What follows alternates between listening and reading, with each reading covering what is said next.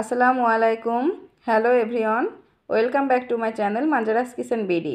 আশা করছি সবাই ভালো আছেন।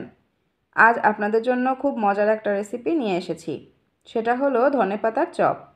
এটা খেতে খুবই মুখরোচক এবং খুব কম সময়ে সহজেই বানিয়ে নেওয়া যায়। তো চলুন রেসিপিটি দেখে নিই।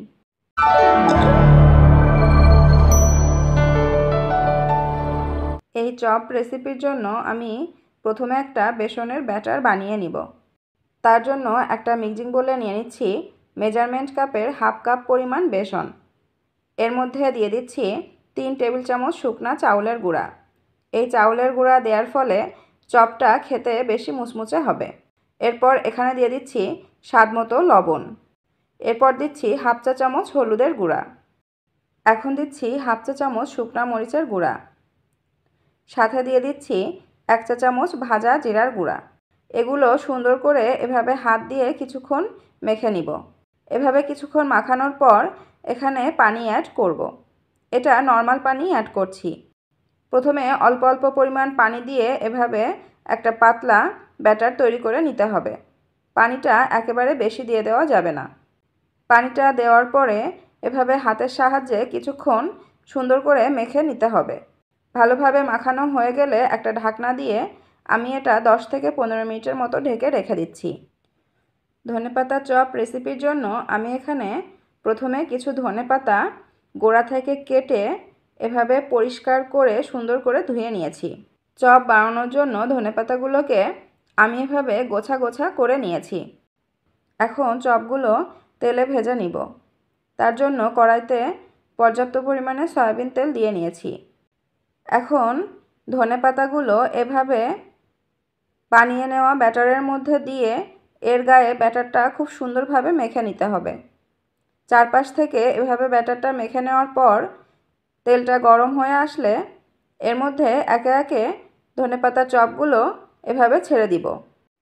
এগুলো লো টু মিডিয়াম আঁচে ভাজতে হবে। চুলার আঁচ এ পর্যায়ে অবশ্যই লো টু মিডিয়াম রাখতে হবে, না হলে দেখা যাবে উপর থেকে দ্রুত কালার চলে আসবে কিন্তু ভিতরটা কাঁচা থেকে যাবে।